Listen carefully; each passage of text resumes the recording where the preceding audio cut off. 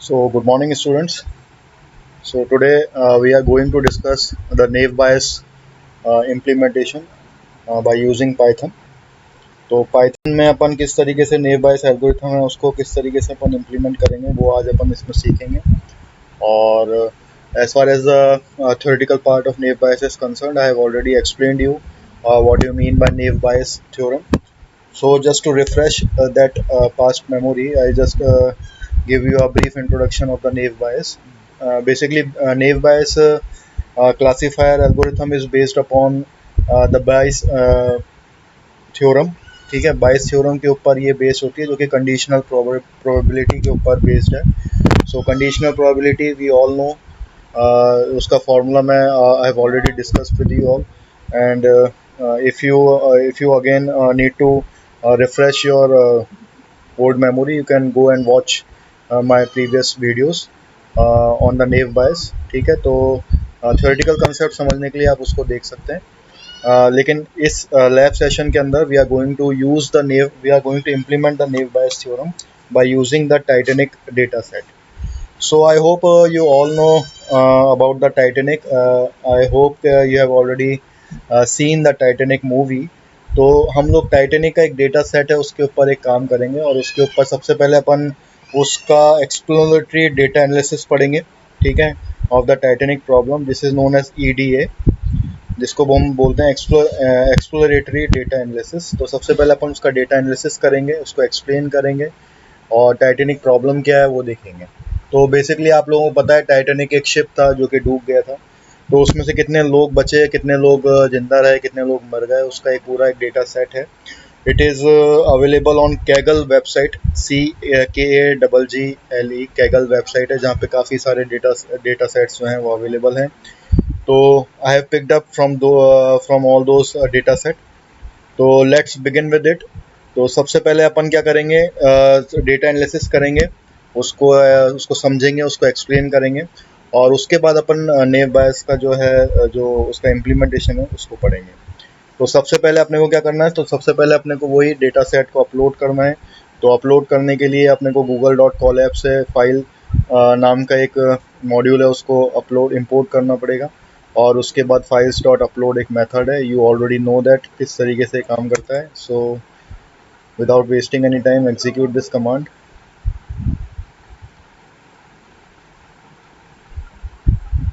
तो मैंने यहाँ पे एग्जीक्यूट कर दिया. तो अपन यहाँ देख सकते हैं here is a browse option. तो ब्राउज ऑप्शन पे मैं क्लिक करूँगा and it will directly pop up one window. ठीक है, उस विंडो से मैं डाउनलोड्स पे जाऊँगा और डाउनलोड्स के बाद जो इसका डेटा सेट है जो मैंने डाउनलोड किया है कैगल वेबसाइट के साथ, मैं उसको अपलोड करूँगा. Fine. So let's see. Yes, here it is. तो train.csv नाम की एक फ़ाइल है. If you want I can share it with you और you can directly download it from Kaggle website. मैं आप लोगों के साथ इसको शेयर कर दूंगा. ठीक है, अब उसके बाद क्या है, मेरे पास अब डेटा सेट आ गया है. तो मेरे को एज़ यूजुअल सबसे पहले मैं पांडा लाइब्रेरी को इंपोर्ट करूँगा एज PD, फिर numpy को एज MP. अब मैंने यहाँ पे matplotlib.pyplot एज PLT मैंने इंपोर्ट किया है और %matplotlib इनलाइन जो है मेरा फंक्शन जो होता है ये इसी विंडो पे मेरे को उसका आउटपुट भी दिखा देगा, मतलब उसका विजुअलाइजेशन भी दिखा देगा. उसके अलावा मैंने एक नई जो लाइब्रेरी है उसको भी इंपोर्ट किया है which is known as Seaborn, which is SNS. ठीक है, तो Seaborn बेसिकली डेटा विजुअलाइजेशन की लाइब्रेरी है जो कि हम पाइथन में यूज़ करते हैं and it is also based on the matplotlib library. ठीक है, और SNS.stat क्या है, use for default Seaborn theme. तो एक Seaborn की एक थीम होती है डिफ़ॉल्ट, उसके लिए हमें SNS.set को मैंने लिया है, उसके मेथड को यूज़ किया है. तो सबसे पहले अपने को क्या करना है, तो सबसे पहले अपने को ये सारी की सारी लाइब्रेरीज को इंपोर्ट करा लेना है. तो let's execute this command. Execute हो गया बिल्कुल.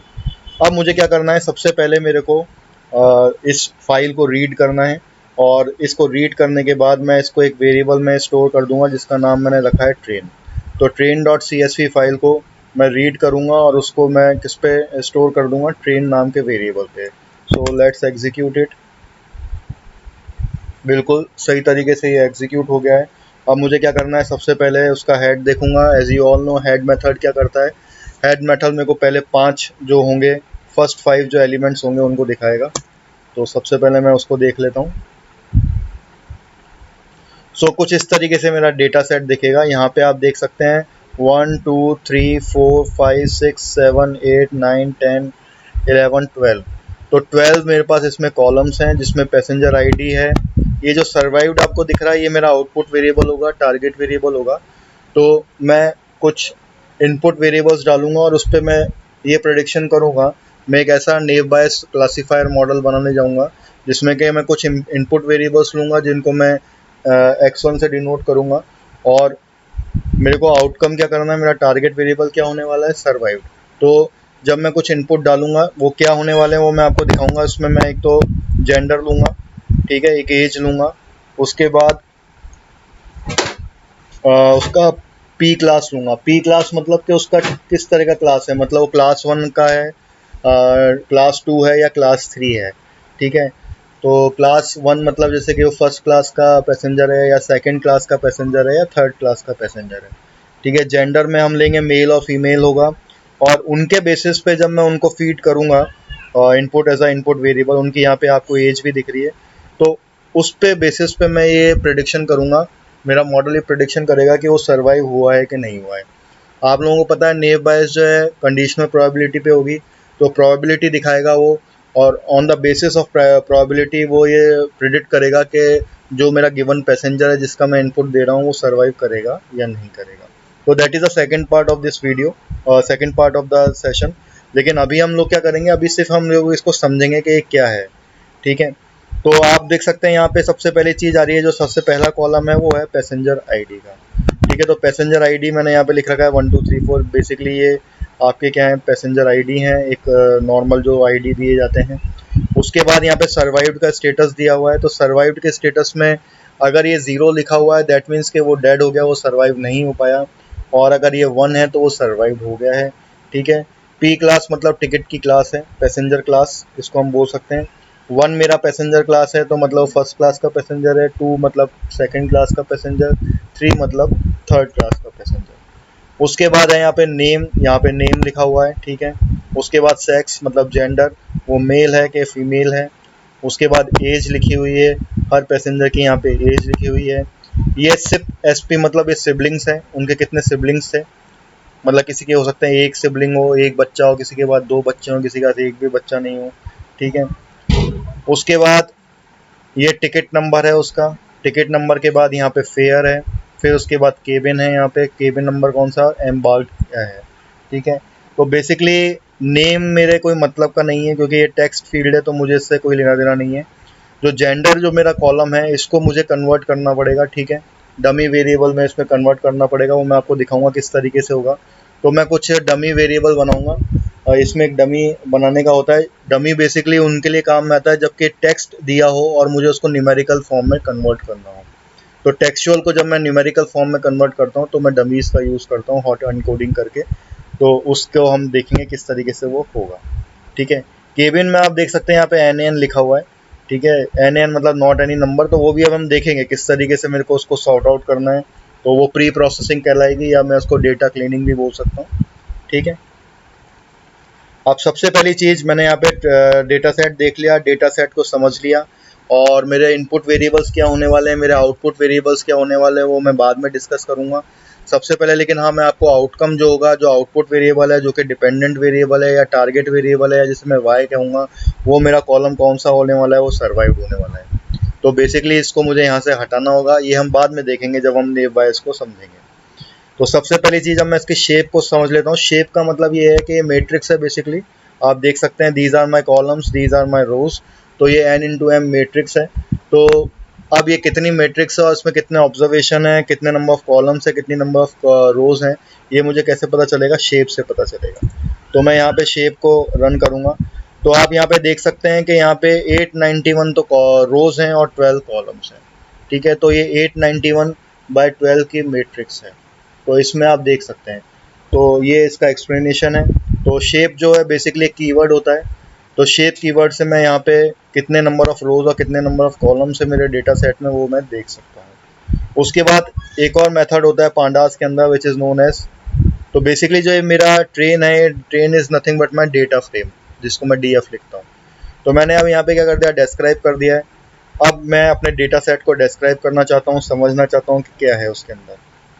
तो it is a very important method students. तो मैं अब आप लोगों को समझाता हूँ कि डिस्क्राइब क्या होता है। इसमें सबसे पहले तो नंबर ऑफ काउंट आ जाएंगे, आप देख सकते हैं 891 रोज, मतलब कि 891 इट्स में काउंट्स हैं। यहाँ पे आप देख सकते हैं एज जो है मेरे पास 714 है। एज इसका मतलब ये है कि काफ़ी मेरे इसके अंदर NaN है, तो इस NaN को मुझे सही करना पड़ेगा एज के अंदर। ये इनकी मीन वैल्यूज़ हैं, ठीक है। आप यहाँ देख सकते हैं, यहाँ 0.3 है, ये 2.3 है, एज 29.6 है, ठीक है। फेयर 32.2 है। तो ये यहाँ पे आपका मीन लिखा हुआ है। तो मैंने आप लोगों को बताया था कि हम जब भी अपने डेटा पॉइंट्स लेते हैं तो बेसिकली अकाउंट जो है मेरे डेटा पॉइंट्स हैं, यहाँ 891 मेरे पास डेटा पॉइंट्स हैं, ये उनका मीन है और ये इनका स्टैंडर्ड डेविएशन है। तो स्टैंडर्ड डेविएशन जितना ज़्यादा होता है उतना स्प्रेडिंग होती है, ठीक है। उतना दूर होता है वो, उतना ज़्यादा स्प्रेड होता है वो टूवर्ड्स द मीन। तो आप यहाँ पे देख सकते हैं, यहाँ स्टैंडर्ड डेविएशन काफ़ी हाई है, ठीक है। यहाँ पे काफ़ी कम है, तो that is very close to the mean. Age के अंदर भी काफ़ी ज़्यादा है स्टैंडर्ड डेविएशन। तो इस पूरे के पूरे इससे हम लोग काफ़ी चीज़ों का आइडिया लगा सकते हैं। उसके बाद आप ये देख रहे हैं, यहाँ पे ये 5 पॉइंट समरी है, मिन 25, 50, 75 और मैक्स। बेसिकली ये स्टूडेंट्स प्रोबेबिलिटी डिस्ट्रीब्यूशन है। मैंने आप लोगों को बताया था, जब हम नॉर्मल डिस्ट्रीब्यूशन की बात करते हैं, गॉसियन कर्व की बात करते हैं, तो ये हमारा गॉसियन कर्व को एक्सप्लेन करता है बेसिकली। तो मिन मेरा जो है, अगर मैं गॉसियन कर्व देखूं तो इस तरीके से एक बेल लाइक कर्व होता है। तो उसमें एक मिनिमम वैल्यू होगी, तो मिनिमम वैल्यू यहाँ पे 1 है, ठीक है। उसके बाद 25%, देन 50%, देन 75% और उसके बाद मैक्सिमम वैल्यू। तो यहाँ पे आप देख सकते हैं, अगर मैं पैसेंजर आईडी की बात करूँ तो मिनिमम मेरा ये परसेंटाइल फॉर्म में होता है। तो मिनिमम मेरा 1 है। 25% मतलब जो मेरे परसेंटाइल है वो, उसके अंदर कितने पैसेंजर आईडी आते हैं, 223 आते हैं, ठीक है। 50% परसेंटाइल के अंदर मेरे 446 पैसेंजर आईडी आते हैं। 75 परसेंटाइल के अंदर मेरे 688 आते हैं और मैक्स मेरा क्या है इसमें, 891 है, ठीक है। अब सर्वाइव्ड आप देख सकते हैं, सर्वाइव्ड में आप देख रहे हैं मिनिमम मेरा 0 है, 25 परसेंटाइल में भी 0 है, 50 परसेंटाइल में भी 0 है, 75 में 1 है और मैक्स 1 है। ये इसलिए आ रहा है स्टूडेंट्स क्योंकि ये क्या है, ये मेरा 0 और 1 फॉर्म में है, ठीक है। तो जो मेरा कैटेगोरिकल है, मतलब 0 और 1 फॉर्म में है, तो बट ऑब्वियस है, आप देख सकते हैं इसमें कि मिनिमम मेरा 0 प्रोबेबिलिटी है। 25 परसेंटाइल मतलब 25 परसेंटाइल भी मेरा 0 प्रोबेबिलिटी पे है, 50 परसेंटाइल भी मेरा 0 प्रोबेबिलिटी पे है, 75 और मैक्सिमम मेरा 1 पे है। तो मैं इसमें बात देख सकता हूँ कि जो मेरे मैक्सिमम लोग थे, मतलब 50 परसेंटाइल तक तो मेरे लोग मरे ही गए थे, वो सर्वाइव नहीं हुए थे इस डेटा सेट के आधार पर। और 75 परसेंटाइल मतलब अगर मैं बात करूँ 3/4 लोग, और जो मतलब मैक्सिमम साइड, मतलब 1/4 जो मेरे पैसेंजर्स थे वो बचे थे इसमें, ठीक है। और इसी तरीके से यहाँ पे पैसेंजर क्लास में आपको दिख रहा है, ये 3 कैटेगरी में है, फर्स्ट क्लास, सेकंड क्लास और थर्ड क्लास। तो आप देख सकते हैं कि 25 परसेंटाइल मतलब 25% तक जो लोग हैं, मतलब 1/4 जो लोग हैं वो फर्स्ट और सेकंड क्लास को बिलोंग करते थे, और 3/4 जो है वो मेरा थर्ड क्लास को बिलोंग करते थे, ठीक है। अगर मैं एज की बात करूं तो एज में अभी इसमें प्रेडिक्ट नहीं कर सकता, इसका इंटरप्रिटेशन मैं अभी सही नहीं कर सकता, क्योंकि आप देख सकते हैं 891 डेटा पॉइंट्स में से सिर्फ 714 ही मेरे पास डेटा है। बाकी के जो रिमेनिंग डेटा जो बचे हुए हैं वो NaN है, नॉट एनी नंबर। तो सबसे पहले मुझे इसको सही करना पड़ेगा, उसके बाद ही मैं इसको देख सकता हूँ, ठीक है, वो हम देखेंगे। तो ये जो आप देख रहे हैं मिन 25%, 50%, 75% and max, it is basically a 5 point summary, ठीक है। 5 पॉइंट समरी को समझने के लिए हम लोगों को ये डिस्क्राइब मेथड को यूज़ करना पड़ता है।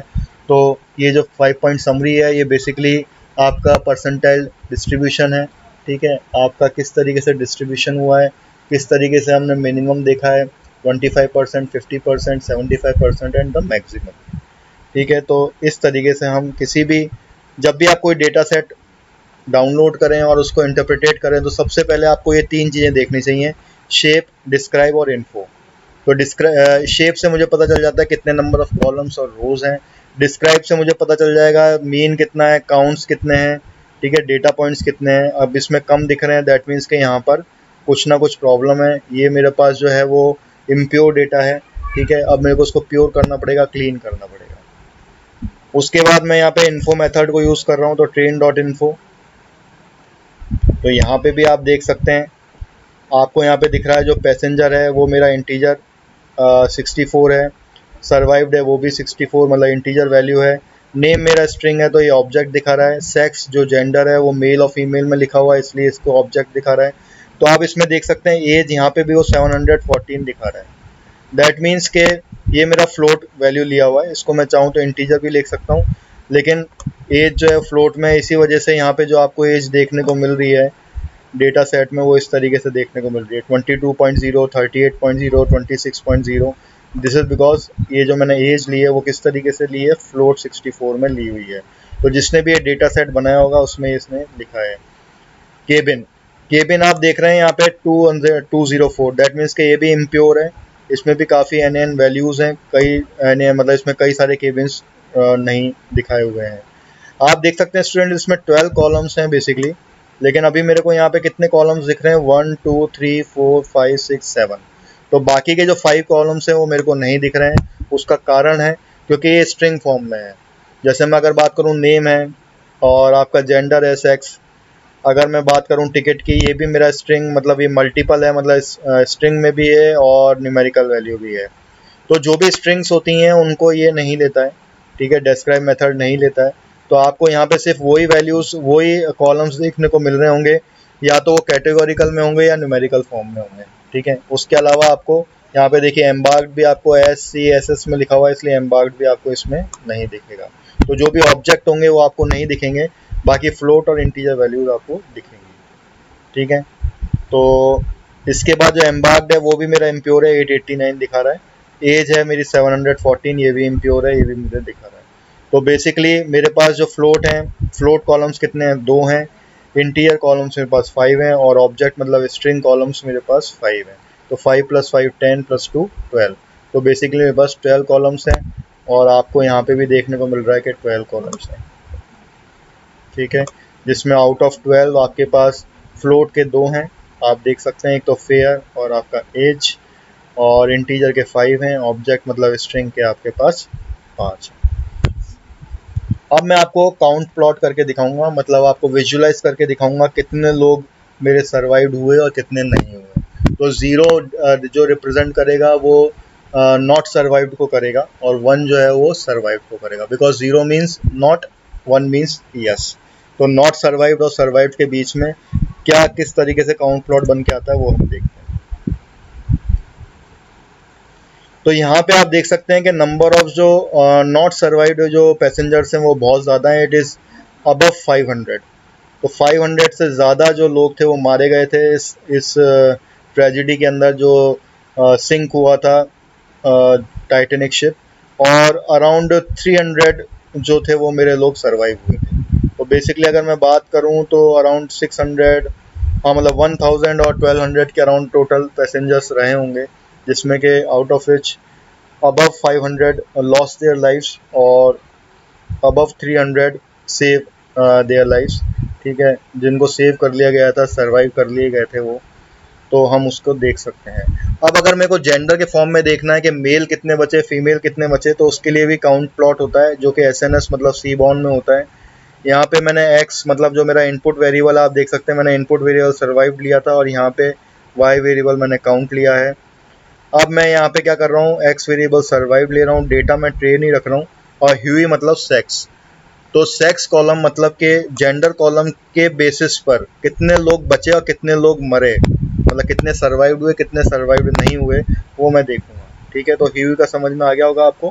ह्यू का मतलब होता है कि इसके इफेक्ट पे मेरा इनपुट वेरिएबल किस तरीके से वर्क कर रहा है। तो आपको मैं दिखाता हूँ, आपको विजुअलाइज अच्छी तरीके से समझ में आ जाएगा। ये देखिए, तो ये तो बेसिकली मेल है, ठीक है, ये फीमेल है। तो कितने मेल मरे, मोर देन 400 मतलब अराउंड 500, नियर अबाउट 500 मेल मारे गए। नियर अबाउट 90 या 85-90 के अराउंड जो फीमेल्स थी वो सर्वाइव्ड नहीं हो पाई। मेल्स बहुत ही कम बचे थे, ठीक है, अराउंड 90 मैं कह सकता हूँ, नॉट 90, अराउंड, हाँ 95 टू 100 के बीच में मेरे जो मेल्स थे, oh sorry, it is above 100, it is above 100 जो है मेरे मेल्स सर्वाइव हुए थे, और अबव 200 अराउंड, मतलब 230 के अराउंड मेरी फीमेल सर्वाइव हुई थी। तो according to the on the basis of the gender हम लोग ये देख सकते हैं कितने लोग बचे थे, कितने लोग नहीं बचे थे, ठीक है, क्योंकि जेंडर मेरे पास पूरा डेटा पॉइंट्स है और मेरे पास सर्वाइव्ड का भी पूरे डेटा पॉइंट्स हैं, तो हम इसको निकाल सकते हैं, ठीक है। उसके बाद मैं देखता हूँ कि मेरे पैसेंजर क्लास कितने थे, और उस मतलब फर्स्ट क्लास में कितने पैसेंजर थे, सेकंड क्लास में कितने पैसेंजर थे, और थर्ड क्लास में कितने पैसेंजर थे। तो उसके लिए क्या होगा, मुझे उस कॉलम को पास करना पड़ेगा, ठीक है। It is a list. Train मेरा जो है डेटा फ्रेम है, और उसके अंदर एक मेथड होता है वैल्यू काउंट, जिसको कि वो काउंट करके बताएगा हर कैटेगरी के अंदर कितने कितने पैसेंजर्स थे। तो आप देख सकते हैं थर्ड नंबर के अंदर 491 पैसेंजर थे, मतलब थर्ड क्लास के अंदर सबसे ज़्यादा पैसेंजर थे, वो थे 491। और फर्स्ट क्लास में, जो कि हाई क्लास होती है, जैसे कि ट्रेन में होता है first class, second class, third class, तो फर्स्ट क्लास एसी की अगर मैं बात करूं, मतलब जो लग्जरी क्लास होगा, उसमें 216 पैसेंजर्स थे। और सेकंड क्लास जो कि सेमी लग्जरी रहा होगा, मतलब जो कि एक नॉर्मल लोगों के लिए रहा होगा, वो 184 पैसेंजर्स थे। और थर्ड क्लास मतलब कि बिल्कुल जनरल क्लास होता है, जो कि बहुत ही, जो कि पुअर लोगों के लिए होता है, वो 491 उसके अंदर पैसेंजर्स रहे होंगे, ठीक है, according to this data set. अब हम बात करेंगे पी क्लास की, जो मैंने अभी आपको बताया उसको मैंने विजुलाइज करके भी दिखा दिया। देखिए आप फर्स्ट क्लास में ये दिखा रहा है आपका 216 पैसेंजर्स, तो आप यहाँ देख सकते हैं 216 यहाँ दिखा रहा है। सेकंड के अंदर, सेकंड क्लास के अंदर 184 है, तो आप यहाँ देख सकते हैं 184 दिखा रहा है। और थर्ड के अंदर आप देख रहे हैं 491 है, तो it is very near about 500। So in this way we can see the visualisation also. तो हमने डेटा विजुलाइजेशन भी कर लिया। अब हम बात करेंगे कोरिलेशन की, तो कोरिलेशन भी देख लेते हैं हमारा किस तरीके से निकल के आ रहा है। तो बेसिकली क्या है कि यहाँ पे सर्वाइव्ड मुझे देखना है, तो सर्वाइव्ड और पैसेंजर आईडी के बीच में बहुत ही कम रिलेशनशिप है, ठीक है, नेगेटिव है, लेकिन बहुत ही कम है, 0.005। मैंने आप लोगों को बताया था, आप लोगों को पता ही है, कोरिलेशन -1 से +1 में वेरी करता है। अगर 0 है तो वैल्यू कोई रिलेशनशिप नहीं है, 1 है तो पॉजिटिव स्ट्रॉन्ग रिलेशनशिप है, -1 है तो स्ट्रॉन्ग नेगेटिव रिलेशनशिप है। तो पैसेंजर का पैसेंजर आईडी से स्ट्रॉन्ग है, सर्वाइव्ड का सर्वाइव्ड से लॉन्ग है। तो आप देख सकते हैं डायगनली ये 1-1-1-1 है, मतलब अगर मैं फेयर का फेयर से लूँगा तो बट ऑब्वियस है कि वो 1 ही रहने वाला है। 5 का 5 से लूँगा तो 1 रहने वाला है। एज का अगर मैं एज से लूँगा तो 1 ही रहने वाला है। लेकिन अब हम सर्वाइव्ड को देखते हैं, तो सर्वाइव्ड का एज से क्या रिलेशन है, लेकिन ये अभी एज जो है आपकी क्लीन नहीं है, क्योंकि इसमें अभी इम्प्योरिटी है, हम बाद में देखेंगे इसका। मैं इसमें देख सकता हूँ, यस, पी क्लास में मैं देख सकता हूँ बहुत ही कम रिलेशनशिप है, ठीक है, पी क्लास से बहुत ही कम रिलेशनशिप है इसका। तो इस तरीके से हम अपना कोरिलेशन भी इसमें देख सकते हैं। तो मैं आप लोगों को बताऊंगा इसमें इनपुट वेरिएबल हम क्या लेने वाले हैं, और उसके हिसाब से अपन इसको डेटा को सबसे पहले प्री प्रोसेसिंग करेंगे। हम देख सकते हैं कि मैंने इन्फो वाले उसमें आपको बताया था कि मेरे जो डेटा पॉइंट्स हैं, केबिन मेरे को नहीं चाहिए होगा, एज मेरे को चाहिए होगा, तो एज को मेरे को क्लीन करना होगा, ठीक है, और इसके अलावा एम्बार्क भी मुझे नहीं चाहिए। Anyway, so let's move on to the another notebook, जिसमें मैं आपको नेव बायस को इम्प्लीमेंट करके दिखाऊंगा, ठीक है। तो इसके अंदर भी अपन देखेंगे किस तरीके से नेव बायस को इम्प्लीमेंट किया जाता है। तो अभी तक अपन लोगों ने पूरा एक्सप्लोरेटरी डेटा एनालिसिस देख लिया, डेटा एनालिसिस कर लिया, क्या कितने नंबर ऑफ कॉलम्स हैं, कितने नंबर ऑफ रोज हैं, डेटा क्लीन है कि नहीं है, कोरिलेशन क्या है, हमारा आउटपुट वेरिएबल क्या होने वाला है, डेटा सेट को पूरा समझ लिया कि डेटा सेट में क्या क्या कॉलम्स हैं, ठीक है, कितने मेरे इसमें न्यूमेरिकल डेटा कॉलम्स है, कितने मेरे इसके अंदर कैटेगोरिकल हैं, और कितने मेरे स्ट्रिंग वाले हैं। तो और कितने मेरे को वेरिएबल्स मेरे को लेने हैं, इसमें ऐसा नहीं होता कि सारे के सारे वेरिएबल्स अपने को लेने हैं, ठीक है। So let's start. Now we are predicting. We are using a naive Bayes classifier. By using it, we are predicting that Titanic survivors कितने रहे हैं, ठीक है। तो सबसे पहले अपने को क्या करना है, सबसे पहले अपने को डेटा सेट को अपलोड करना है फिर से, क्योंकि मैंने अभी नेक्स्ट वर्कबुक खोली है, तो नेक्स्ट नोटबुक के अंदर अपने को दोबारा से फाइल को अपलोड करना पड़ेगा।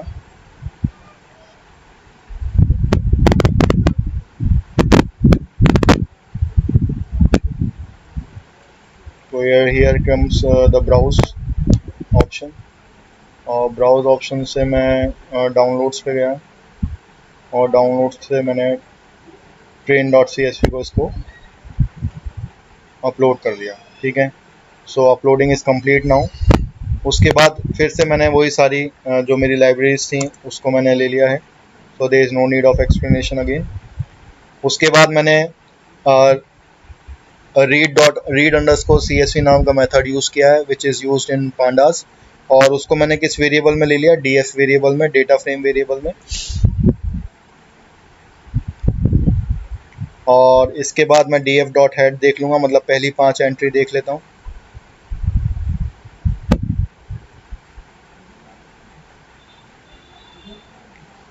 जो कि आप देख चुके हैं, डेटा सेट अपन पहले ही देख चुके हैं। तो इस तरीके से मेरा डेटा सेट है।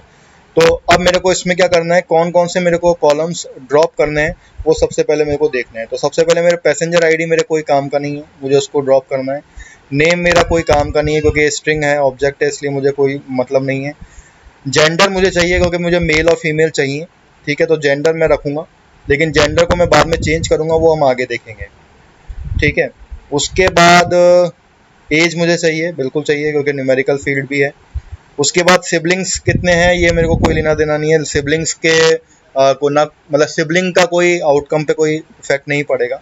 ठीक है, उसके बाद पार्च भी मेरे को नहीं चाहिए, टिकट भी मेरे को नहीं चाहिए। ठीक है, टिकट नंबर से भी मेरे को कोई लेना देना नहीं है। फेयर को मैंने रखा है इसमें।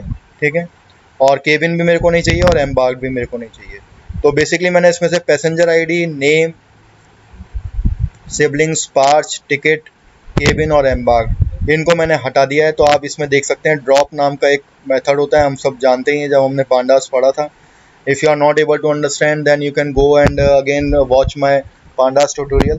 पांडा ट्यूटोरियल के अंदर मैंने आपको समझाया ड्रॉप मेथड क्या होता है। और ये कॉलम्स हैं, तो ये कॉलम्स मेरे को ड्रॉप करने हैं। इन प्लेस ट्रू मतलब कि इसके अंदर से ही मेरे को ये हटाने हैं। तो मैंने इसको एग्जीक्यूट कर दिया, no need for explanation for that. फिर उसके बाद मैं दोबारा DF हेड चलाऊँगा। तो अब आप देख सकते हैं कि ये सारे के सारे जो कॉलम्स थे वो मैंने हटा दिए हैं, वो ड्रॉप हो गए हैं। अब मेरे पास बचा है सर्वाइव्ड, जो कि मेरा आउटकम वेरिएबल है। उसके बाद पैसेंजर क्लास, उसके बाद जेंडर, उसके बाद एज ऑफ फेयर। ठीक है, अब मुझे क्या करना है, मुझे सेपरेट करना है इंडिपेंडेंट और डिपेंडेंट वेरिएबल को। तो बेसिकली मैं डिपेंडेंट वेरिएबल जो होगा उसको मैं टारगेट वेरिएबल बनाऊंगा। ठीक है, और वो मुझे कौन सा रखना है सर्वाइव्ड रखना है। तो सर्वाइव्ड जो होगा वो मेरा टारगेट वेरिएबल होगा, और वो मुझे उसमें से किस में से ड्रॉप कर देना है। ठीक है, तो मैं यहाँ से उसको ड्रॉप भी कर दूंगा, क्योंकि मुझे जब ये वाला कॉलम मेरे को टारगेट रखना है तो मुझे इसके अंदर वो डेटा सेट के अंदर नहीं चाहिए। ठीक है, तो आप इसको ड्रॉप कर सकते हैं। तो आपने ड्रॉप कर दिया है इसको। अब आप यहाँ पे DF1 देखेंगे डॉट हेड, क्योंकि अब ये नया डेटा फ्रेम बन गया जिसका नाम है DF1। और आप इसमें देखेंगे जो आपका सर्वाइव्ड है वो वाला कॉलम भी यहाँ से हट गया है। ठीक है, तो अब ये DF नहीं रहा, अब ये DF1 हो गया है, जिस पे मेरे को सारा काम करना है। अब मुझे क्या करना है कि जो मेरा जेंडर नाम का, जो सेक्स नाम का जो मेरा कॉलम है, आप देख सकते हैं इसमें मेरे को ऑब्जेक्ट दिख रहे हैं मेल और फीमेल। अब मुझे इसको चेंज करना है इन द डमी वेरिएबल्स। तो इसके लिए क्या होता है स्टूडेंट्स, पांडास के अंदर गेट डमीज होता है। गेट डमीज नाम का एक मेथड होता है, तो वो उसको मैं किस में सेव कर दे रहा हूँ, डमीज में। ठीक है, तो सबसे पहले मैं आपको वही करके दिखाता हूँ। तो सबसे पहले हम क्या करेंगे, गेट अंडरस्कोर डमीज से कौन सा कॉलम मुझे डमीज में कन्वर्ट करना है वो मुझे, या उसको सीरीज बोलते हैं कॉलम। पांडास के अंदर कॉलम को सीरीज बोला जाता है। तो मैं यहाँ पे क्या कर रहा हूँ, सेक्स नाम के सीरीज को कन्वर्ट कर रहा हूँ डमीज के अंदर। तो सबसे पहले, और उसको डमीज वेरिएबल के अंदर उसको मैं स्टोर करूँगा। तो मैंने यहाँ पे उसको रन कर दिया, फाइन, वेरी गुड। अब मुझे क्या करना है, उसको देखना है तो मैं यहाँ पे डमीज डॉट हेड करूँगा। तो जब मैं डमीज डॉट हेड करूँगा तो आप यहाँ देख सकते हैं कि ये सब चेंज होके आ जाएगा, मतलब ये मेल और फीमेल इस तरीके से बन के आ जाएंगे। फीमेल यहाँ पे 0 है, मेल 1 है, और यहाँ पे इस तरीके से वो बन के आ जाएगा। अब इसका क्या मतलब है, ये मतलब जब ही समझ में आएगा जब मैं इसको कनकैटिनेट करूँगा। वैसे मैं आपको समझा सकता हूँ। देखिए पहले वाले 0th कॉलम में मेल है, ठीक है। फिर पहले 5 की बात करूँ तो male, then again 3 female, then male. तो आप इसमें देख सकते हैं फीमेल, पहले मेल है तो यहाँ पे मेल को 1 कर दिया, फीमेल 0 कर दी। उसके बाद 3 फीमेल हैं तो 3 यहाँ पे 1 हो गए और मेल वाले में 0 हो गया। उसके बाद लास्ट की जो है वो मेल है तो फीमेल को 0 कर दिया, 1 को मेल कर दिया। तो इस तरीके से मैंने डमी वेरिएबल्स ले लिए, ठीक है। ये कैटेगोरिकल में बहुत काम में आते हैं, जब हम ट्रू फॉल्स मेल फीमेल ये काम में लेते हैं ब्लैक और वाइट, तो उसमें हमें उसको डमीज में कन्वर्ट करना पड़ता है। अब मुझे क्या करना है, कनकैटिनेशन करना है, मतलब मेरे जो प्रीवियस डेटा सेट है उसके साथ ये डमीज को मेरे को ऐड करना है। तो इसके लिए कनकैटिनेट आपको मैंने बताया था, ये एक वो मेथड होता है। तो मैंने यहाँ पे क्या करा है, df कॉमा डमीज, मतलब df1 के अंदर डमीज को कनकैटिनेट करूँगा कॉलम से, ठीक है। तो एक्सेस होगा उसका कॉलम। तो अब हम यहाँ पे देख सकते हैं, इसको मैं रन करूँगा। तो बेसिकली इसका सिंटेक्स है df1, मतलब मेरे को df1 वाला जो है डेटा सेट डेटा फ्रेम उसको लेना है, उसमें मेरे को कनकैटिनेट क्या करना है, डमीज कनकैटिनेट करना है एज अ कॉलम, ठीक है। तो अब मैं यहाँ पे इसको रन करूँगा। Now you can see that male और फीमेल मेरे कनकैटिनेट हो गए at the end, it will append at the end of the data set. जो पहले df1 जो डेटा सेट दिख रहा था वो इस तरीके से दिख रहा था, in which we are showing p class, gender, age and fare. अब मुझे क्या कर दिया, मैंने इसमें मेल और फीमेल भी इसमें अपेंड कर दिया, ऐड कर दिया है, ठीक है। जैसे ही मैंने इसमें ऐड कर दिया है तो अब मुझे ये वाले कॉलम की, सेक्स वाले कॉलम की ज़रूरत नहीं है। तो मैं सेक्स वाले कॉलम को ड्रॉप कर दूंगा, ठीक है। ड्रॉप करने का तरीका वही है, ड्रॉप मेथड को यूज़ करूँगा और जिस भी कॉलम को मुझे करना है ड्रॉप वो कर दूंगा। इन प्लेस 2 का मतलब कि ओरिजिनल डेटा सेट से इसको हटा देगा, ठीक है। अगर मैं इन प्लेस 2 नहीं लिखूंगा तो मेरे को एक नया डेटा सेट लेना पड़ेगा, ठीक है। इसलिए मेरे को कॉम्प्लेक्सिटी मेरी और बढ़ जाएगी। तो वो कॉम्प्लेक्सिटी को हटाने के लिए मैंने को क्या करना है, इन प्लेस 2 कर दें तो वो ओरिजिनल डेटा सेट से आपको रिमूव कर देगा। अब आप देखेंगे डेटा सेट, तो अब आपको बिल्कुल नया डेटा सेट दिखेगा, ये देखिए। तो here we can see that p class, age, fare, male, female. अब आपका बिल्कुल सब चीज़ें न्यूमेरिकल हो गई हैं, अब कोई आपको दिक्कत नहीं आएगी, ठीक है। अब मुझे क्या करना है, अब मुझे सबसे पहले ये चेक करना है NA, क्योंकि मैंने यहाँ पे देखा था कि एज के अंदर NA थे। तो सबसे पहले मेरे को NA चेक करने में कि कोई NA तो नहीं है। तो आप ऐसे भी चेक कर सकते हैं, जिसमें कॉलम्स नाम का एक होता है मेथड, ठीक है। उसमें मैं जैसे df डॉट इज एन एक मेथड होता है, तो df डॉट इज एन जो है आपको बता देगा कि किसी कॉलम में अगर एन होगा तो वो बता देगा आपको। तो आप यहाँ देख सकते हैं एज के अंदर आपके जो है इंडेक्स जो है उसका एज, मतलब कि जो आपका सीरीज़ है उसका इंडेक्स एज है, उसके अंदर आपके नॉट एनी नंबर है। अब वो कहाँ है वो मैं देखता हूँ। तो पहले 20 वैल्यूज़ में आपको दिखाता हूँ, उन्हीं 20 वैल्यूज़ के अंदर वो NaN मिल जाएगा अपने को। ये देखिए आप, यहाँ पे 17 वैल्यू पे है, 19 पर भी है, यहाँ 5 पे भी दिख रहा है अपने को NaN। तो ये काफ़ी सारे NaN हैं अपने पास। तो अब NaN को रिमूव करने के लिए आपको पता ही है बहुत सारे मेथड्स होते हैं, या तो मैं कोई वैल्यू फिल कर दूं या फिर मीन ले लूं। तो मीन सबसे बढ़िया मेथड होता है। तो मैंने यहाँ पे क्या करा है, df डॉट एज, तो df1 डॉट एज, तो df1 डॉट एज रिप्रेजेंट करेगा कि मेरे को एज वाला कॉलम लेना है, ठीक है। तो मैंने यहाँ पे एक वेरिएबल ले लिया df1